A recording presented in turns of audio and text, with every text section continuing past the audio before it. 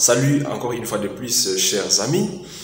Nous allons parler de la physiologie de la plante et principalement dans la partie respiration des plantes. Dans cette partie, nous allons voir les intrants et les extrants des cellules. Nous allons également voir la source d'énergie des êtres vivants. L'enseignant des sciences de la vie et de la terre demande à ses élèves de 8e de l'EB de réaliser des expériences A et B. Dans l'expérience A, les élèves placent une plante verte avec feuilles, de l'eau de chaud dans un bocal qu'ils couvrent avec carton sombre. Dans l'expérience B, ils placent comme témoin une plante sans feuilles de la même espèce que la plante A et de l'eau de chaud dans un bocal qu'ils couvrent avec un carton sombre. Au bout de 2 minutes, ils introduisent une bougie allumée dans le débocaux. Ils soulèvent les cartons après quelques instants et constatent qu'en A, la bougie est éteinte et l'eau de chaud est troublée, tandis qu'en B, la bougie est restée allumée et l'eau de chaud est limpide. Les élèves interprètent les résultats constatés.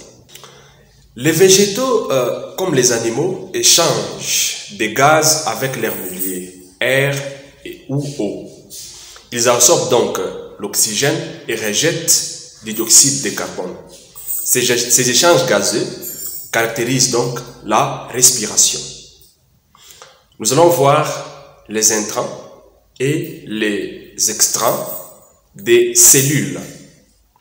Un intrant est un élément qui entre dans un système afin de fournir à celui-ci la matière et l'énergie dont il a besoin pour fonctionner.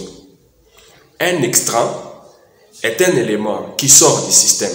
Cet élément est soit un déchet, soit il n'a plus tout simplement pas été utilisé par le système. Une cellule à l'image d'un être humain est un système en soi. Des éléments entrent, sont modifiés et utilisés, puis ce qui en reste du système sort. Dans le cas d'un animal, les principaux intrants sont de l'eau, de l'oxygène ou des nutriments comme les minéraux, les vitamines, les sucres, etc. Les extrants peuvent être donc des excréments, de l'eau, de l'urine, des gaz carboniques ou de l'énergie. Il est intéressant de noter que pour ce qui est d'une cellule animale qui effectue la respiration cellulaire, les intrants sont de l'oxygène, des glucoses et les extrants sont par exemple du gaz carbonique et de l'eau. Dans le cas d'une cellule végétale qui effectue la photosynthèse, les intrants sont les gaz carboniques ou l'eau et les extrants sont par exemple l'oxygène et les glucoses. Il est intéressant donc de noter les extrants d'un système peuvent être les intrants d'un autre système. Par exemple, les gaz carboniques excrétés par les animaux peuvent être utilisés pour la photosynthèse par les plantes voisines. Source d'énergie des êtres vivants. La photosynthèse effectuée par les végétaux est le mode de captation fondamental de l'énergie solaire et du carbone dans les vivants. Il se transmet entre êtres vivants tout au long de la chaîne alimentaire. La matière organique constitue ainsi un stock d'énergie pouvant être valorisé.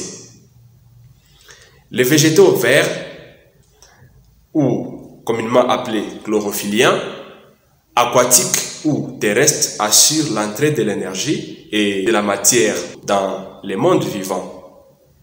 Grâce à la photosynthèse, ils sont les premiers maillons du réseau trophique, car ils permettent la conversion de l'énergie lumineuse et de la matière minérale en matière organique, communément les molécules de glucose riches en énergie, indispensables aux êtres vivants consommateurs. Différence entre photosynthèse et respiration.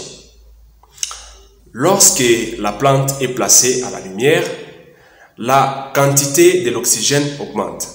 Cela nous permet de dire que la plante rejette de l'oxygène. Elle est en train de faire ce qu'on appelle la photosynthèse. Cependant, la plante n'a pas arrêté de respirer. En effet, à la lumière, les échanges gazeux respiratoires sont couverts par les échanges gazeux liés à la photosynthèse qui sont beaucoup plus importants.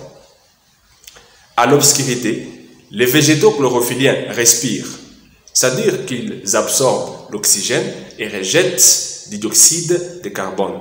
Il n'y a pas photosynthèse à ce niveau-là. Nous sommes arrivés à la fin de notre leçon, mais on va répondre à quelques questions. Qu'est-ce qu'est la respiration? La respiration, c'est lorsqu'à l'obscurité, les plantes absorbent de l'oxygène, rejettent le dioxyde de carbone. Quelles sont les sources d'énergie des êtres vivants? La photosynthèse effectuée par les végétaux et les modes de captation fondamentale de l'énergie solaire et du carbone dans les vivants. Faites la différence entre la photosynthèse et la respiration. Nous avons dit que la photosynthèse, c'est lorsque la plante utilise la lumière solaire et le dioxyde de carbone de l'air et l'eau pour libérer l'oxygène. Par contre, la respiration intervient lorsque l'obscurité est établie et la plante absorbe l'oxygène et libère le dioxyde de carbone. Merci.